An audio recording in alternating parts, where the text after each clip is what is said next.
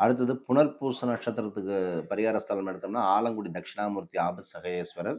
அதேபோல ஏழவார் குழலியம்மை கும்பகோணத்திலிருந்து நீடாமங்கலம் போறக்கூடிய ரூட்டு.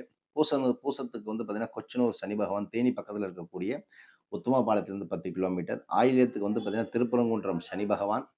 மக நட்சத்திரத்துக்கு சிதம்பரம் தில்லைக்காளி, மயிலாடுதுறையிலிருந்து 59 கிலோமீட்டர், கடலூரிலிருந்து 37 கிலோமீட்டர். பூர நட்சத்திரக்காரர்களுக்கு வந்து பார்த்தீங்கன்னா, திருமணஞ்சேரி, ராகு, அருள்வள்ளல் நாதர் யாதரின் மின் அப்படின்னு சொல்லக்கூடிய மொழியம்மை அப்படின்னு பேரு. குத்தாலத்திலிருந்து 8 கிலோமீட்டர் டிஸ்டன்ஸ்ல இருக்கு.